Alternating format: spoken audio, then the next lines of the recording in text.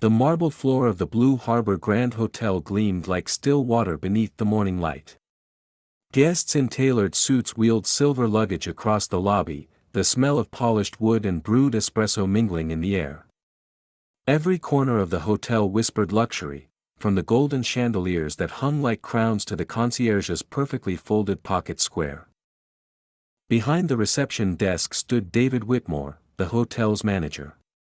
Mid-40s, sharply dressed, with the air of a man who measured worth in shoes and last names. His smile was practiced, the kind that could charm a VIP in seconds, yet vanish the moment he turned away. It was 8:17 a.m. when the lobby doors opened and Angela Brooks stepped inside. She was in her mid-30s, dressed in a simple gray travel blazer over a cream blouse, carrying a sleek laptop bag on her shoulder. Her hair was pulled into a neat bun, her posture graceful but reserved, the kind of confidence that didn't need to announce itself. She paused for a moment, taking in the lobby. Her eyes reflected a quiet admiration, as though she were both observing and assessing every detail. David looked up briefly, his smile faltering. His gaze flicked over her modest outfit, her tired travel shoes, the faint traces of road dust on her luggage. She didn't look like the usual clientele. No designer handbag. No staff badge. Just calm composure. "Excuse me," Angela said politely as she approached the desk. "I'm here for a meeting with the regional management team." David's lips tightened. "The regional team," he repeated, his tone skeptical. "Are you sure you're in the right hotel, ma'am? We don't usually host walk-ins in this area. Are you perhaps looking for the staff entrance?" Angela blinked, surprised. "No. I was told to check in here before the meeting." David sighed, tapping his pen impatiently. "Look, we have a very busy morning. If you're delivering something or applying for a job, you'll need to speak to HR through the service corridor. Guests and employees don't share the same check-in." Several people in the lobby turned their heads. The young concierge at the bell stand shifted uncomfortably, glancing between them but saying nothing. Angela's tone remained calm, though a faint edge of disbelief colored her voice. "I think you've misunderstood," she said. "I'm not here to deliver or apply for anything." David crossed his arms. "Then what exactly are you here for?" She met his eyes, her gaze steady. "A meeting. Scheduled for 9 o'clock. With the hotel's upper management." David chuckled softly, the kind of laugh meant to humiliate. "Right. And I'm supposed to believe that?" Angela straightened her shoulders slightly. "You don't have to believe it," she said quietly. "You just have to confirm it." The line behind her grew longer. David's tone hardened, defensive now that people were watching. "Ma'am, I'm asking you to step aside. You're holding up paying guests." Angela took a slow breath. She wasn't angry, not yet. Just disappointed. The kind of disappointment that came not from surprise, but from recognition.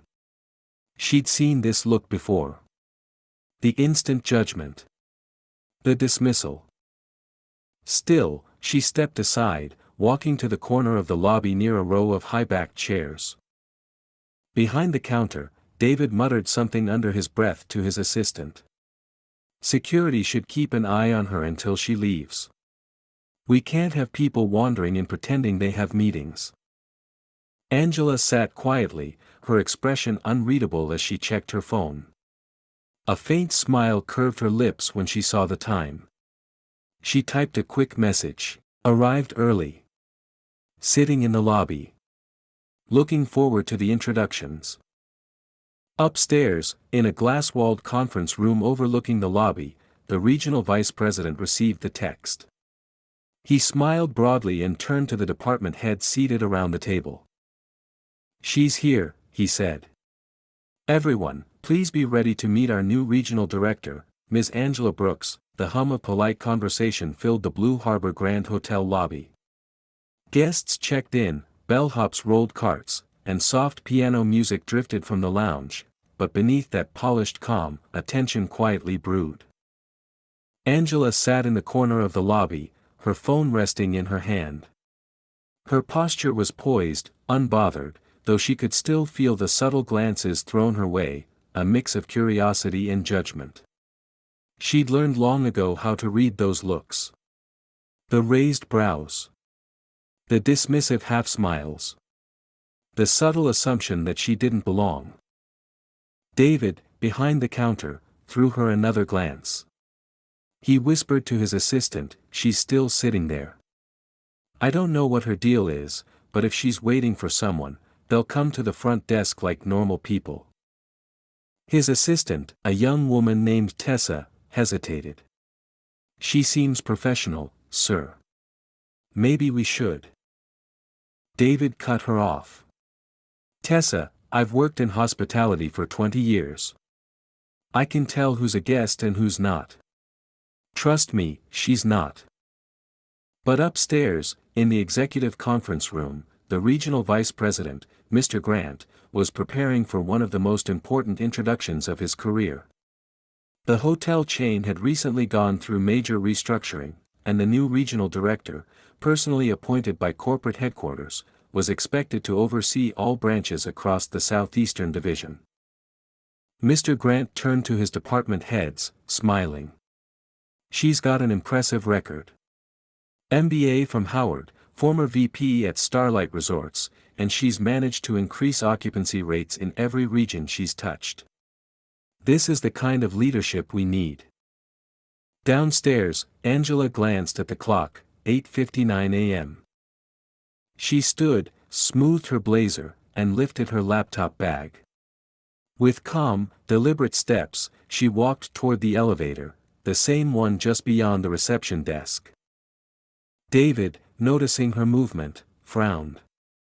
"Ma'am," he said sharply, stepping forward, "I told you, guests aren't permitted in the executive level without clearance."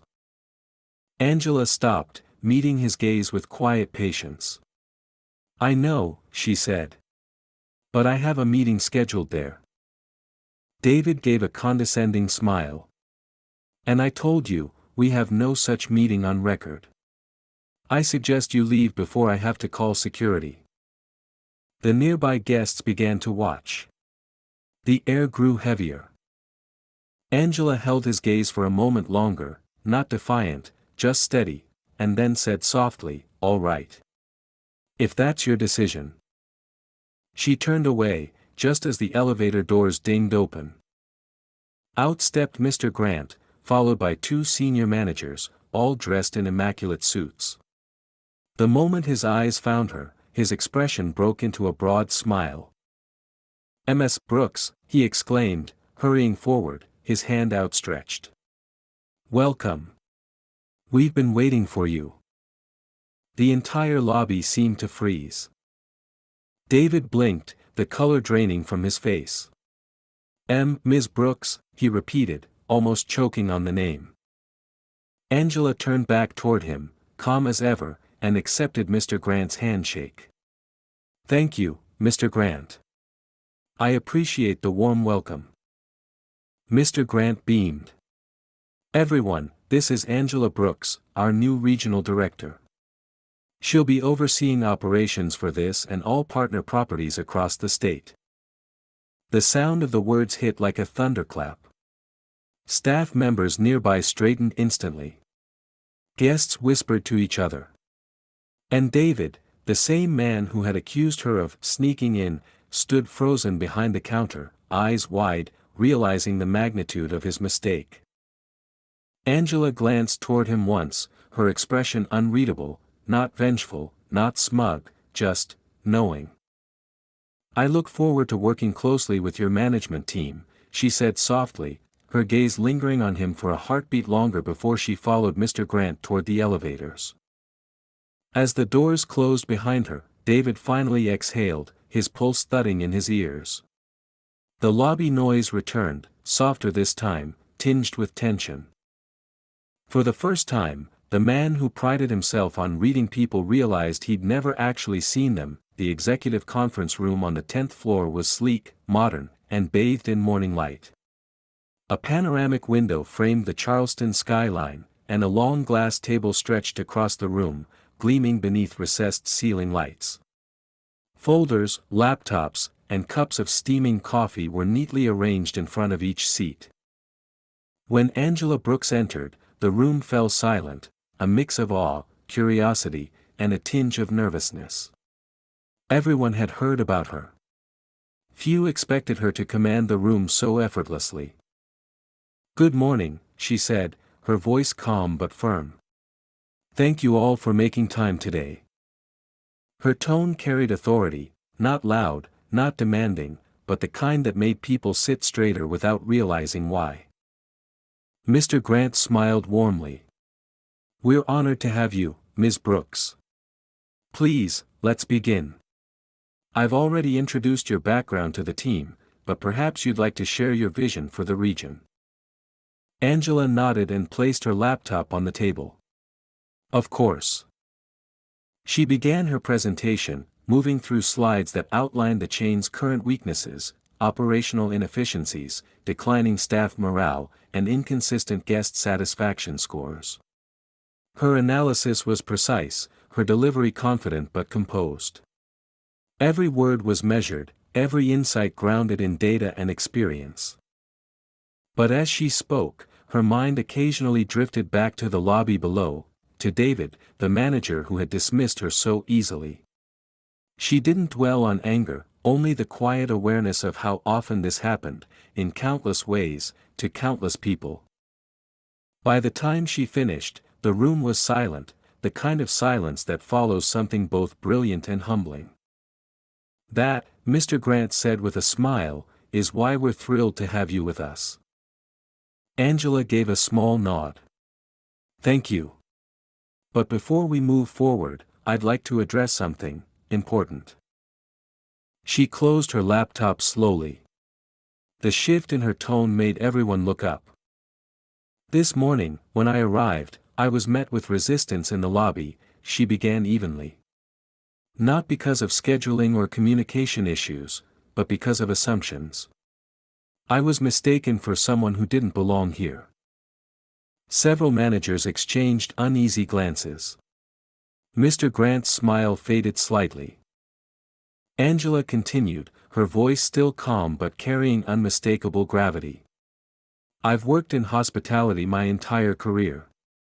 And I know this industry prides itself on service, on making every guest feel valued. But too often, that service depends on appearances, on who looks like they belong in luxury and who doesn't." She paused, letting the weight of her words settle. "Inclusivity isn't just a company value to put on a brochure," she said. "It's the standard we set when no one's watching, when a guest walks through the door, or when an employee, regardless of role or background, comes to work each day." Mr. Grant nodded solemnly. "You're absolutely right." From the back of the room, a quiet knock sounded. The door opened, and in walked David, holding a tablet and trying his best to look composed. He froze when he saw her at the head of the table. "Mr. Whitmore," Mr. Grant said, motioning him inside. "Perfect timing. Please meet Ms. Brooks, our new regional director." David swallowed hard, his throat dry. "Yes, sir. We've already met." Angela turned her gaze toward him, calm, collected, but unmistakably in control. "Indeed we have." The rest of the room exchanged subtle looks, piecing together what she'd just said minutes earlier. Mr. Grant, oblivious to the tension, continued, "Well, then I'm sure you two will work closely on improving guest experience." Angela smiled faintly, though her eyes didn't soften. "Yes," she said. "We'll start with staff training, beginning right here, at this property." David nodded stiffly, the flush of embarrassment creeping up his neck. He had no defense, no excuses.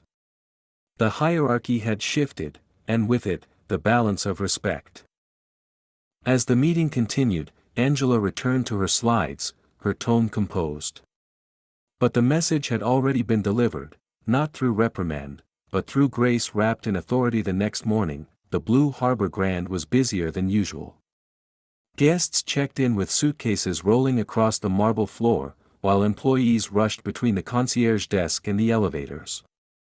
Everything looked perfect on the surface: crisp uniforms, polished smiles, the illusion of five-star hospitality. But Angela Brooks knew better than to trust appearances.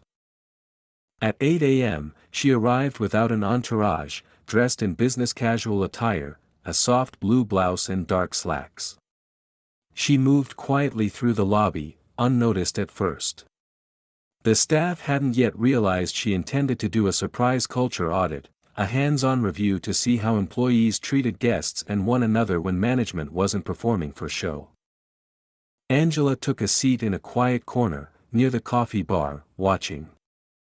The front desk attendant smiled politely at a white couple checking in, offering complimentary drink vouchers. Moments later, a delivery driver, young, black, wearing a faded company jacket, approached the same counter to ask where to drop off a shipment. The smile faded. The tone changed. Suddenly, there was impatience in the employee's voice, a clipped professionalism that bordered on dismissal.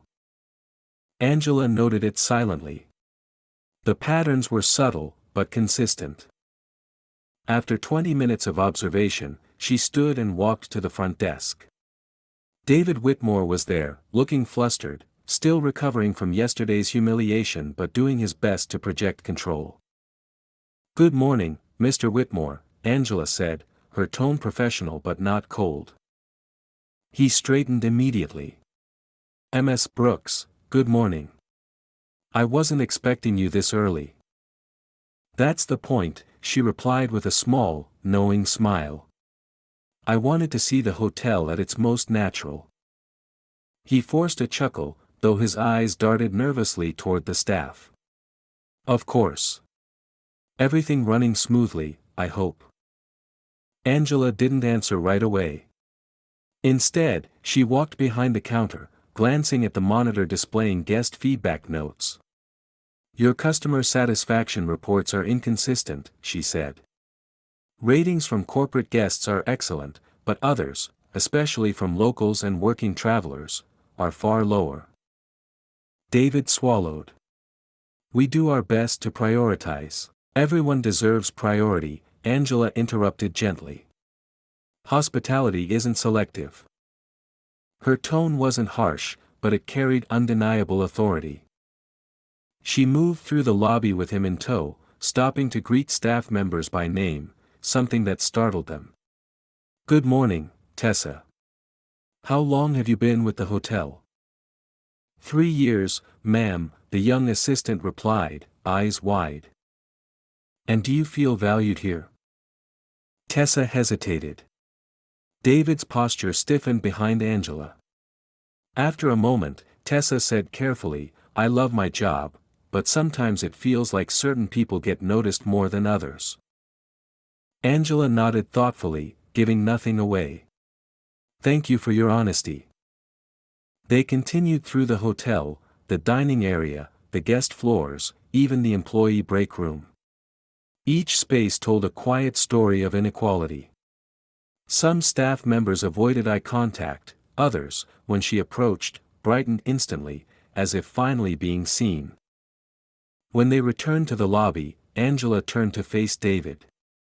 "This property is beautiful," she said. "But beneath the marble and chandeliers, I see something else, a culture that mirrors your first instinct when you saw me." David froze. "You judged me before I spoke," Angela continued softly. "And now I see that same judgment reflected in your staff. Respect trickles down, or doesn't." He opened his mouth, but no words came. Angela didn't need to raise her voice. Her composure was power enough. "You built a place that looks perfect," she said, "but perfection means nothing without empathy." She took one last glance around the lobby, the same space where she'd been humiliated just 24 hours earlier. Now, every eye in the room was on her, waiting for her approval. "I'll be conducting staff retraining sessions this week," she said finally. "Everyone, from front desk to management, will attend. Including you." "Yes, ma'am," David said quietly, his pride melting into something more human, humility. Angela gave a small nod. "Good. Let's start rebuilding, not the hotel's image, but its integrity."